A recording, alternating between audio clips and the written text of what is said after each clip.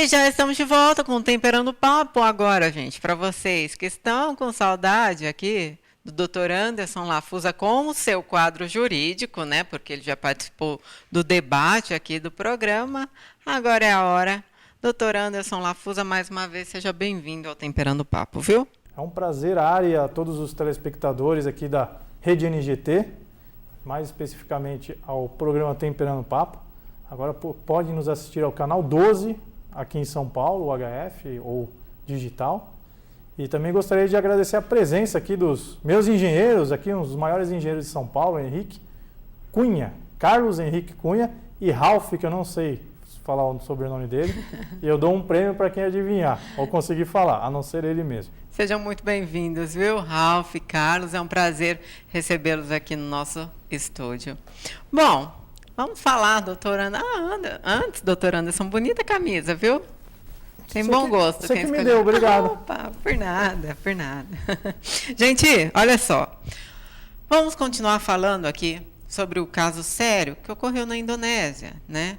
Onde tivemos a informação que 70% da população é a favor da pena de morte. Lembrando que o tráfico é considerado um crime grave lá na Indonésia, assim como no Brasil, mas lá a pessoa paga com a própria vida.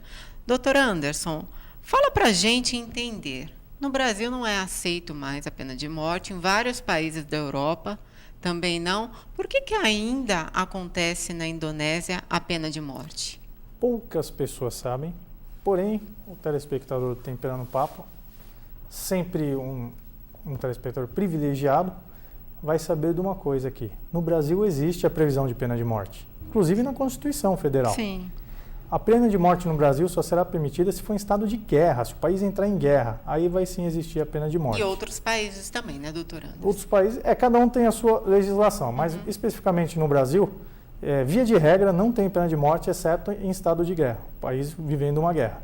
No Brasil existe o crime hediondo, ou os crimes hediondos, que são aqueles crimes mais graves, estupro, infanticídio, homicídio, e tem o tráfico de drogas, que é considerado um crime hediondo, como também a tortura é considerado um crime hediondo. Tá. Mas mesmo assim a penalidade máxima é reclusão? A pena máxima hoje no Brasil, que o indivíduo pode ficar preso, são 30 anos de reclusão. Sim. Às vezes a pessoa fala assim... Não tem prisão perpétua? Não, no Brasil não existe prisão perpétua. E nem a pena de morte, exceto o que eu falei. Por exemplo, a pessoa foi condenada a 150 anos de prisão aqui no Brasil. Ela não vai cumprir os 150 anos. Os 150 anos é apenas para efeito de cálculo de pena. Por exemplo, depois de 2/3, ela tem direito a uma progressão de regime. Então, 2/3 de 150, você divide 150 por 3, cumpriu 2 vezes aquele terço, ela vai ter sim o direito a sair do regime fechado para o regime aberto. Ou melhor, para o regime semiaberto. Depois do regime semiaberto, mais 2/3 para o regime aberto. Então, no Brasil, não existe a pena de prisão perpétua e nem a pena de morte. Né? Apesar que a prisão perpétua, no meu ponto de vista, é aquilo que eu já falei no debate, que são as prisões no qual o indivíduo é considerado uma pessoa perigosa para a sociedade, mas por um problema psiquiátrico, por estar fora das suas sanidades mentais, ele vai ficar internado numa casa de custódia, vai ter a pena ambulatorial, e aí ele fica, se ele não melhorar nunca, ele vai ficar preso sempre, até a morte. O que pode acontecer com o brasileiro da Indonésia também, né? Que a família dele está alegando esquizofrenia. Não sei se lá também é assim, tudo indica que sim.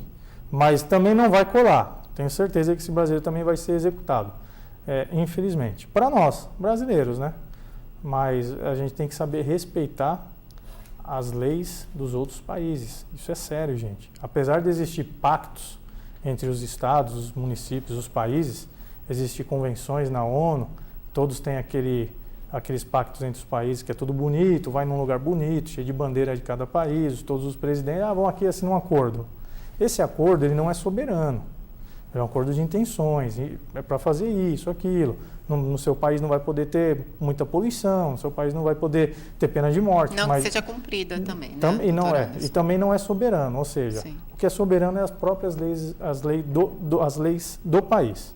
Se na Indonésia existe o crime para pena de morte, para quem pratica o tráfico internacional de drogas, aqui no Brasil recentemente foi sancionada uma lei que dá uma pena de até 3 anos para quem maltratar animais, cachorro. Então, você imagina um chinês... Qualquer animal, na verdade, né, doutor Anderson? Vamos dar um exemplo. Um chinês vem lá da China e lá a prática de matar cachorros de rua... E se alimentar é comum. Aí ele vê um cachorro de uma madame muito influente na sociedade brasileira e mata esse cachorro e começa a esfaquear o cachorro para comer ele lá na hora. Essa madame vai ficar indignada, ela vai querer, ela vai exigir, não é só madame. Qualquer pessoa também ficaria indignada. Aquela pessoa mais humildezinha. Eu sou cachorreira, eu gosto de cachorro. Eu sei, matar meu pra quem não cachorro? sabe, as comidas que sobram em casa, ela entrega pros cachorros da rua. Como que é o nome lá do cachorro que você apelidou? Johnny. É o Johnny, o nome da cachorra. Não. Como que é? Jolly.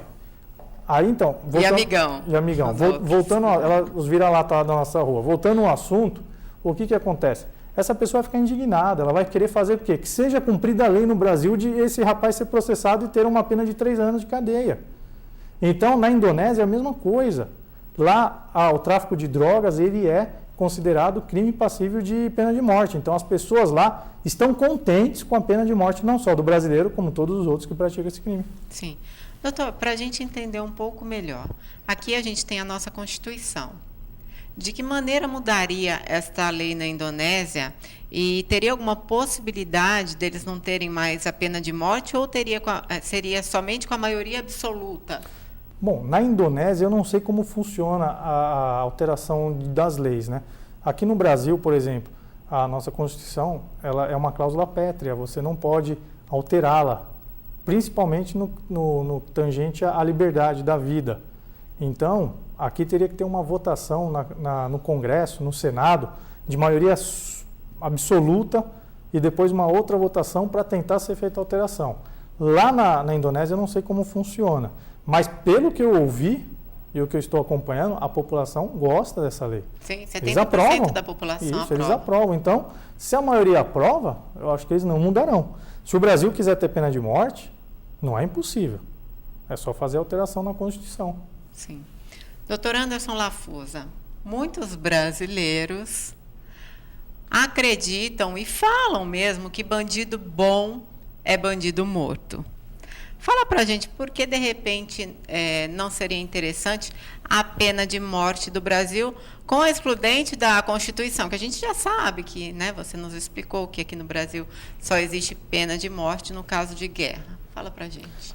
É muito complicado. Eu, pessoalmente, sou contra a pena de morte, mas eu que estou no mundo jurídico, eu vejo que um juiz de primeira instância, por exemplo, decreta uma pena de morte. E pode ser que no continuar do processo venha provas novas dizendo que a pessoa não é culpada daquilo que está sendo acusado, daquele crime, mas aí ele já está morto, não tem mais como voltar. Sim. Então, injustiças, muitas injustiças.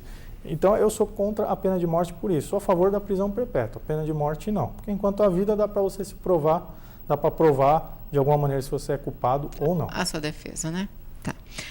José Alípio Machado, gente, olha só, eu queria muito que vocês prestassem atenção nesse depoimento, que ele demonstra a sua indignação, e de você, doutor Anderson, eu queria que você desse a sua opinião.